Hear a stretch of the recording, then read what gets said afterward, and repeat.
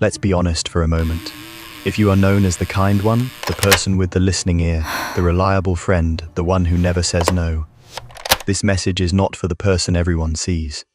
This is for the person who exists in the stunned silence after you hang up the phone. The person who feels a hot flash of resentment that you immediately feel guilty for. This is a quiet conversation with the exhausted soldier living behind your smile. You and I are about to unlock a truth so deeply buried under layers of social conditioning that it feels like sacrilege to even whisper it. Your kindness, the very quality that defines you in the eyes of the world, is also the architect of your own private suffering. It has become a beautifully decorated cage. We are fed a simple, elegant lie from childhood that kindness is a pure, uncomplicated good, an absolute virtue. But we are never warned about its shadow. We are never told that kindness without boundaries is not a virtue at all. It is a slow, methodical, socially celebrated form of self-erasure. And it all started with a simple, terrifying calculation your young mind made to survive. Being agreeable equals safety. Being useful equals love. Travel back for a moment. Picture the child who learned that their biggest value was in their invisibility. When you silenced a perfectly valid need to keep the peace during a family argument, you were praised for being mature.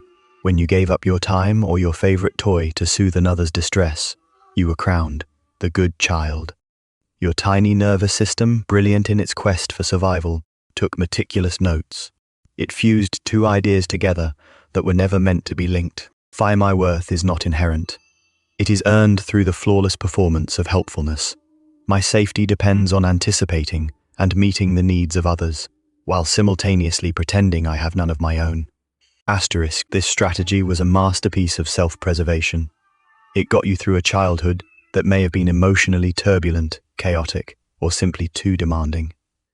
But the survival strategy of a child becomes the psychological prison of the adult. You have perfected your role as the human shock absorber, the emotional cushion, the endlessly reliable resource for everyone in your life.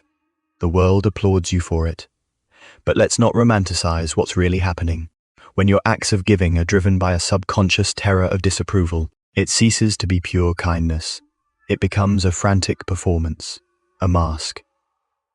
And we both know that any mask, worn for long enough, begins to suffocate the person gasping for air underneath it. Have you ever found yourself in the middle of a favor, your body screaming with exhaustion, while your mind replays a fantasy of just walking away? Have you ever felt a sharp, bitter wave of jealousy, watching someone else unapologetically prioritize their own rest, their own joy, their own needs? That feeling is not a flaw in your character. It is not evidence of your selfishness. It is a distress flare from a fundamental part of your soul that has been starved, ignored, and abandoned for years. This chronic boundary-less kindness operates on an unspoken cultural rule of martyrdom. You are an infinite resource, and your fatigue is a minor inconvenience to the needs of others. And so, you swallow the frustration, you rationalize the inequity, you silence the tiny brave voice that asks, "But when is it my turn?" This is not just poetry, it is documented psychobiology. Experts call it compassion fatigue, a state of profound emotional and physical exhaustion caused by prolonged exposure to the stress of others. While it's famously diagnosed in healthcare and social work, a quieter, more insidious version is epidemic among everyday people who have over-identified with the role of the giver. The science is terrifyingly clear. Study after study links the psychological trait of high agreeableness, a sanitized term for the inability to say no, with dramatically higher rates of chronic anxiety, depressive disorders, and burnout. A pivotal study from the University of California, Berkeley, discovered a nuance we can no longer ignore. Altruism enhances our happiness and well-being fearfully when it originates from a place of authentic choice and personal abundance. When kindness becomes an act of obligation, a performance driven by guilt or social fear, it chemically backfires. It floods your system with stress hormones like cortisol, literally corroding your well-being from the inside out. Your kindness, detached from your own well-being, has become an autoimmune disease of the soul. You are attacking yourself in the service of everyone else. But the darkness of this dynamic runs even deeper, creating a subtle corruption in your ecosystem. When you are endlessly accommodating, you are not just caring for people, you are subconsciously finding them. You are providing a masterclass with your everyday actions on how you expect to be treated. Your consistent self-sacrifice teaches them that your energy is an unlimited natural resource, to be tapped at any time. Your reluctance to voice your own needs teaches them that your needs don't really exist, or, at the very least, are secondary to theirs. Herein lies the soul-crushing paradox of the chronic people pleaser. The more you give, the less you are seen. Your identity dissolves into your function. You become a role, not a person, a resource, not a soul. They may love what you do for them, but they have forgotten how to see Finyo. And that kind of invisibility, cloaked in perceived appreciation, is the loneliest place on earth. Let me be absolutely clear, this is not an indictment of kindness itself.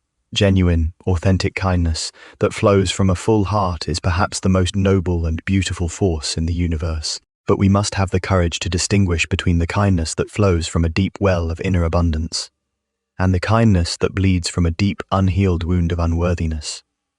One heals the world, the other perpetuates your own trauma. And this is where the monster you have been trying to contain finally breaks out of the basement.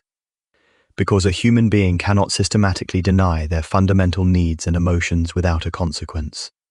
Your frustration, your anger, your weariness, your desire for reciprocity. When you push these feelings down, they don't disappear. They compress. They ferment. They turn into a heavy, dark, pressurized energy inside you. Eventually, that pressure must escape. Maybe it escapes in a sudden, volcanic eruption of rage over something small and insignificant. A spilled drink, a minor inconvenience, leaving both you and your loved ones in shocked silence. Maybe it leaks out as a steady drip of passive aggression, of sarcasm, of a bitterness that tinges all of your interactions. Or maybe it implodes inward, manifesting as chronic migraines, digestive disorders, autoimmune conditions, or a profound, heavy depression that you can't seem to logic your way out of. We've clung to the comforting myth that being perpetually nice is a shield against life's darkness. The devastating truth is that manufactured niceness, kindness without brutal honesty, is the perfect, damp, sunless environment for that darkness to grow. Because every single time you say yes, when your entire being is screaming no, you are committing a small act of self-betrayal. And the soul can only endure so many betrayals before it begins to shatter. Think about the impossible position this puts you in. You fear losing people if you stop giving, but you are losing yourself by continuing to give. This is a setup, and it is maintained by a culture that glorifies self-neglect, especially in certain demographics, packaging it as a moral virtue. Think of the language we use. She'd give you the shirt off her back. We say it with admiration, never questioning if she is now left shivering in the cold. We equate goodness with a complete lack of personal boundaries. Our biology itself screams a warning against this. The mirror neuron system in your brain is the foundation of empathy. It's what makes you physically flinch when you see someone else get hurt. It is a miracle of connection, but it has a design flaw for people like us. It has no natural off switch. Without consciously constructed boundaries, you are an emotional open circuit, absorbing the world's static, stress, and suffering until your own system shorts out. Your brain was not engineered for martyrdom. It was engineered for former balanced connection. Asterisk. So, if every word of this resonates in your bones, if you feel that gnawing exhaustion, that invisible weight, hear this, you are not broken. You are not a bad person for feeling resentment. You are a healthy human being having a perfectly normal reaction to an unsustainable and unhealthy way of living. That monster inside is not the dark, real you. It is the powerful, authentic part of you fighting for its life. And this leads us to the single most important pivot of your entire life. How to reclaim the virtue of kindness without it costing you your soul. The revolution starts with one idea so simple, and yet so profoundly difficult for a kind person, that it will feel like rewriting your own DNA. You must learn to put your own oxygen mask on first. We've all heard the flight attendant's speech. Logically, it makes sense. Yet our every instinct fights it. It feels selfish, unnatural, but the airline's wisdom is ironclad. If you lose consciousness, you are of no use to anyone. Your good intentions become irrelevant. Boundaries are not selfish. Boundaries are the psychological oxygen that allows you to remain conscious and present enough to genuinely help others. For you, the word boundary may feel like a weapon, like a barrier, like an act of aggression. But this is the great lie you must unlearn. A boundary is not a wall. A boundary is the clear, compassionate, and honest definition of what is and is not okay for you. It is the brave declaration that says, my love for you is real, but it cannot be fueled by my own depletion. To keep my care for you pure, I must first care for myself.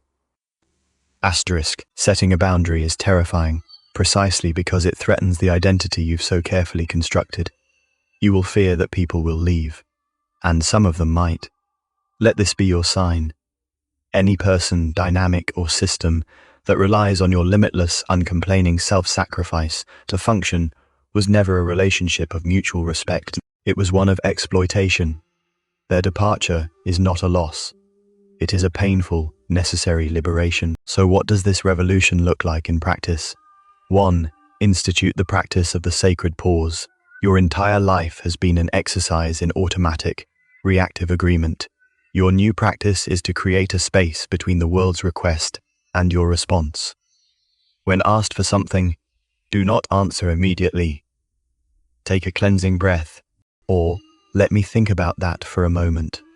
This space, however small, is where your freedom is born. In it, you can ask yourself a new set of questions. Does this align with my values? Do I have the physical and emotional energy? Am I agreeing out of love or out of fear? 2. Redefine the number your no does not have to be a slammed door. It can be gentle but firm. I'm honored you thought of me, but I can't take that on right now. My capacity is limited at the moment, so I'll have to decline, but I am wishing you all the best. You are not rejecting the person. You are protecting your own resources and honoring your reality. 3. You must fill your own well. Your energy is not an infinite resource. It is a bank account. You cannot make endless withdrawals without making deposits. What are your deposits? Is it solitude, creating art, time in nature, deep, nourishing conversations with people who see and value the real you? You must schedule these things on your calendar with the ferocity and commitment of a life or death appointment, because it is. 4. And finally, learn to welcome your harder emotions. Anger is not the enemy of kindness. It is the guardian of your boundaries. Resentment is not a sign of selfishness. It's a symptom of repeated self-abandonment. These feelings are simply data. They are messengers from a deeper part of you, telling you where your lines have been crossed and where you need to rise up in your own defense. For your entire life, your kindness has been a mask you wear to earn your place in the world. The journey is not to become unkind. It is to finally, bravely remove the mask. Let your kindness emerge not from a place of need, but from a place of solid, unshakable self-worth. It's the difference between a candle frantically burning itself down to provide light, and the sun, which burns from its own massive internal power, giving light and warmth as a natural byproduct of its own existence. The ultimate, most terrifying and liberating truth is this: the monster you fear inside of you is simply your own deeply neglected power, your unexpressed truth. And once you turn to face it, listen to it, and integrate it, you don't disappear. You finally, fully arrive. You become the kind of person whose kindness has weight because it is real, the kind that transforms the world, because it no longer requires you to destroy your own.